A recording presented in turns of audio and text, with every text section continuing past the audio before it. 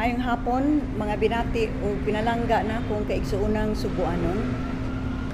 Good afternoon to all of those that have made this one of their,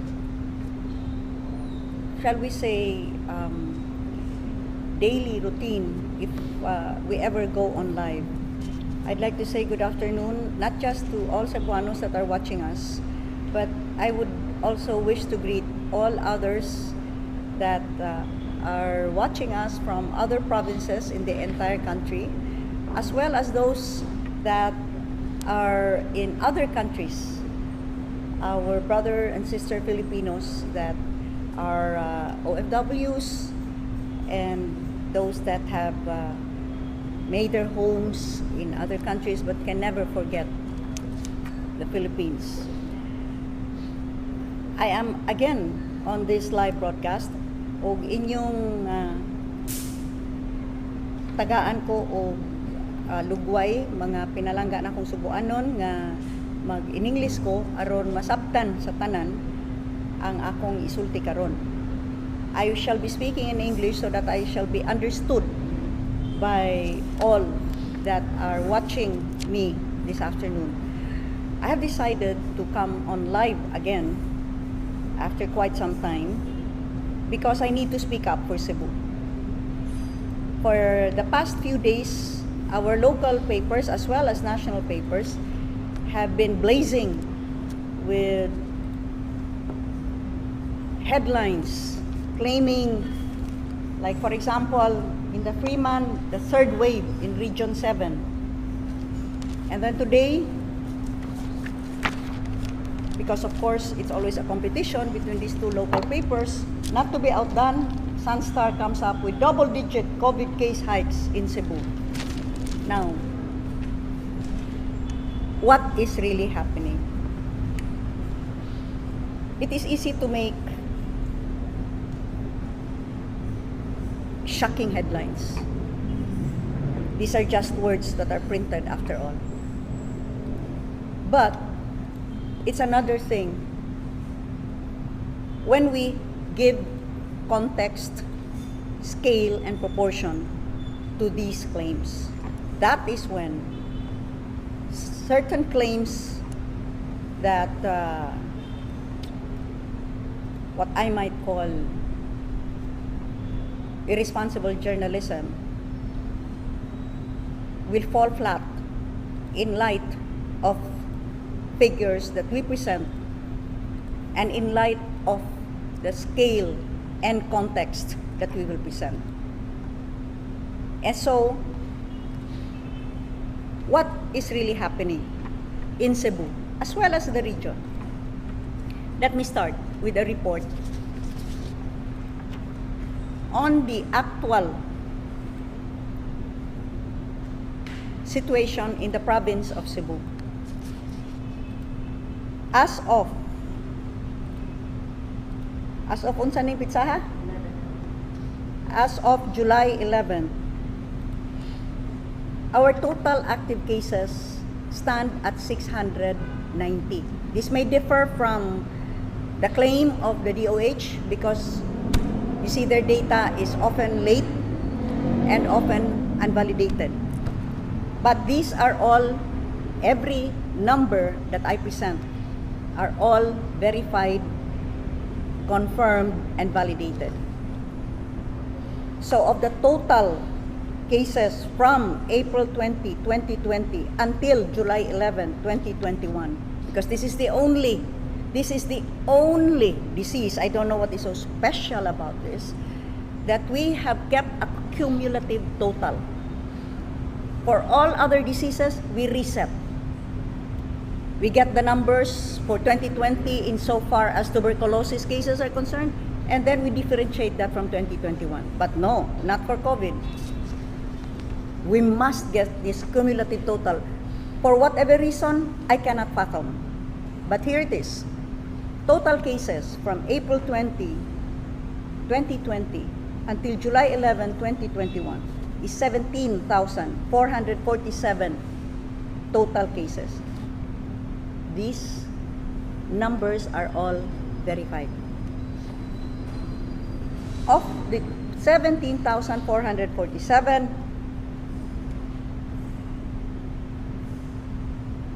there are recoveries, there are deaths, and so our active cases are pegged at 690. Because of the 17,000, 15,965 or 91.5 have recovered. 91.5%. Deaths pegged at 793, but as I said, it is only here in Cebu that we are verifying. We go to each and every death certificate and check whether or not this person really died purely of COVID or whether COVID was incidental to the death. There's a difference, you know. So of the 793 actual COVID cases, 196. What is the percentage of that? 1.1%. Incidental findings are 565, and these are other causes. No diagnosis yet, there are 32 cases. Of the 690 active cases, those that are in isolation are 519, or 75.2%. Mild asymptomatics, 62.8%. Mild symptomatics, 62.8%, or 326. Asymptomatics, 193, or 37.2%. How many are hospitalized? 173. Of which 93 are mild, or 53.8%, 41 are moderate, or 23.7%, severe are 4, 2.3%. What is others? What is others? Then why did we include that? So see, this skews the data. I'm only talking of COVID. So why are we including these other 35 na that are, so how can we put that this, at any rate, we should just have limited it to the COVID cases. Why did we, so atong gi-appeal ang 173 sa 690, kanang 173, ang 35 ani para for surgery, atong gi-COVID?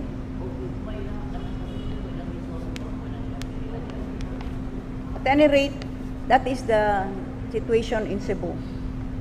At 690 active cases, 35 are actually admitted for other causes, but since it has become the regular or the standard operating procedure to swab them, they were swab positive. So that's 35.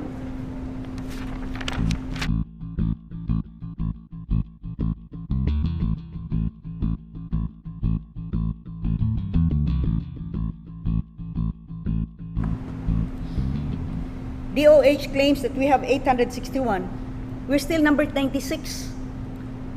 That's an average of 27 active cases. 27 active cases per 100,000. And more than 90% of that are either asymptomatic or mild. But no, we must have our headlines. So we can proudly show it off that we have our headlines, regardless of who get hurt.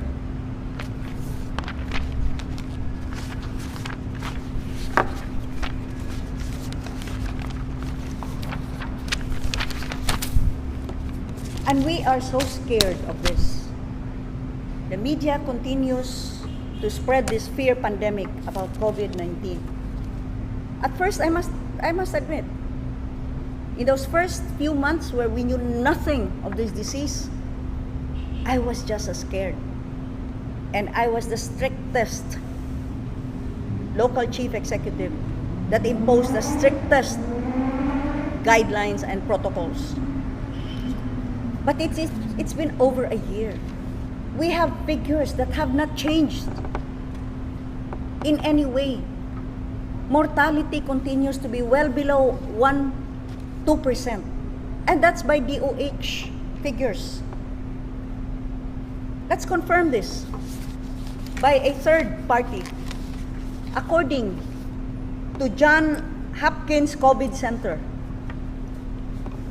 they have ranked the countries in terms of number of COVID-19 deaths per 100K ratio. Because that's the way you do it.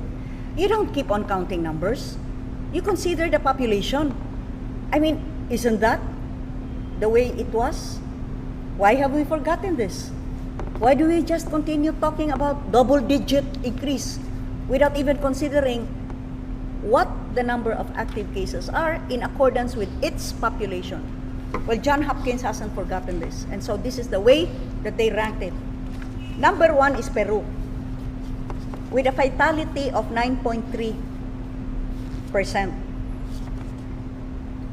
That would mean 597 deaths, 597.9 deaths per 100,000. Number 2 is Hungary, with 307.1 deaths per 100,000. Number 3 is Bosnia and Herzegovina with 292. Czechia, San Marino, North Macedonia, Montenegro, Bulgaria, Brazil, Moldova. These are the top 10. Where's the Philippines? Number 96. The Philippines, with 25,921 deaths, is 1.8%. That's 23.98 deaths per 100,000. Other diseases have had higher deaths per 100,000. And yet, we do not keep a daily media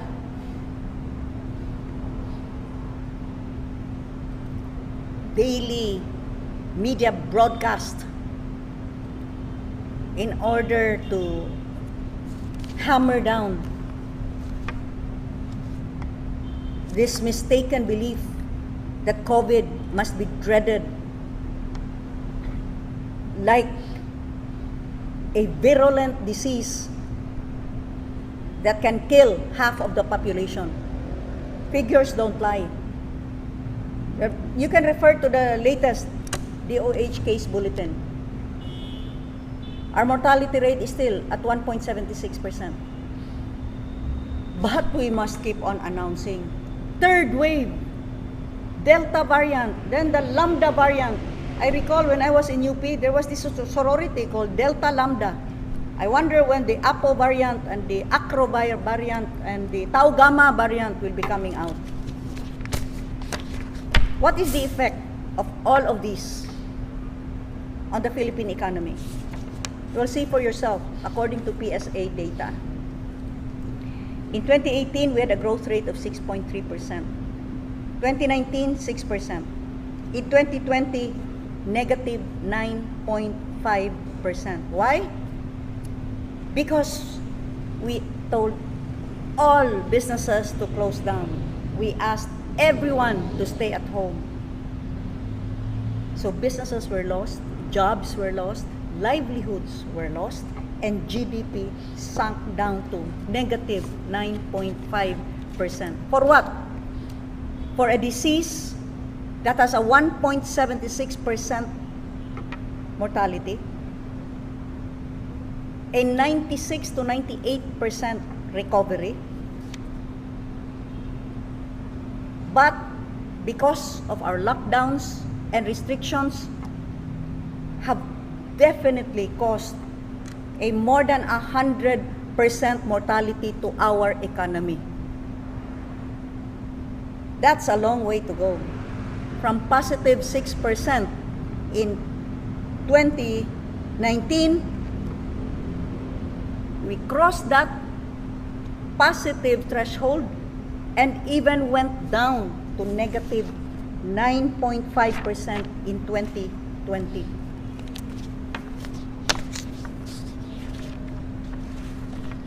The inflation rate from 2018 at 5.2 went down to 2.5% in 2019. Went up to 2.6% in 2020, but in 2021, it has now gone up to 4.2%. What is the external debt? Well, you can see for yourself. Right now, it's 98.4 billion. Imports and exports from a high of 112 in 2018 and even just about the same in 2019 at 111, we're now down to 85.69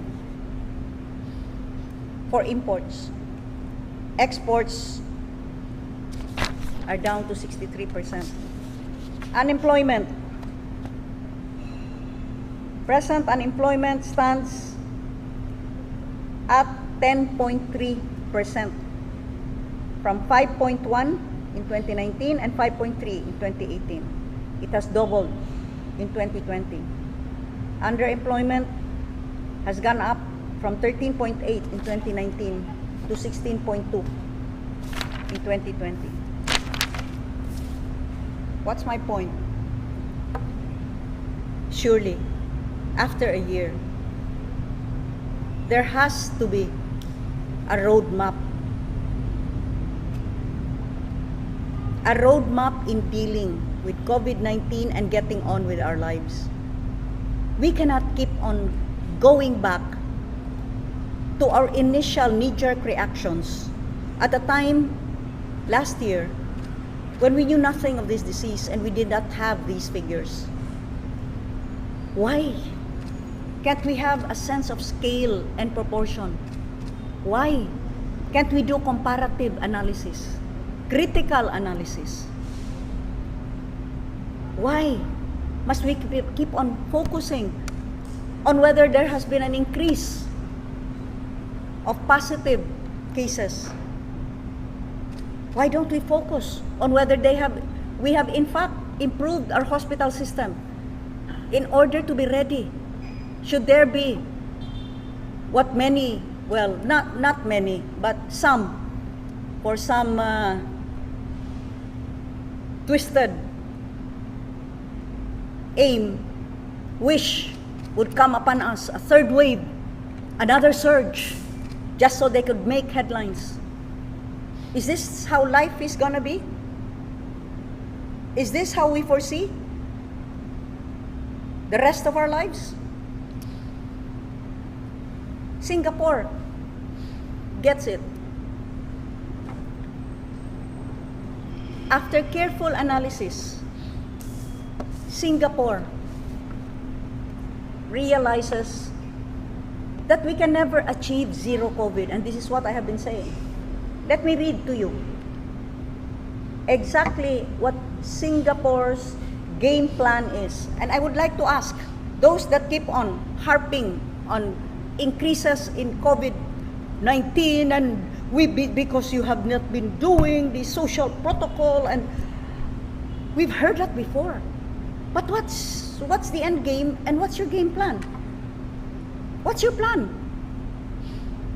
Are you just to keep on repeating that you wear your face mask and wear your face shields and keep on blaming people because they forget that they are not robots and they are humans after all, and interact with other people? Is that what we will keep on hearing? It's been over a year. We've heard that. We've heard that before. And each time that cases decrease, you pump your chest and claim credit. You who are so authoritarian over people's lives. And each time cases increase, you blame the people. Look, you've been at the helm. You've been up there. You've been dictating policies. My question is it the time to ask yourselves, why haven't you been able to manage this, and why haven't you been able to come up with a clear roadmap to getting on with our lives and picking up the pieces of a devastated economy?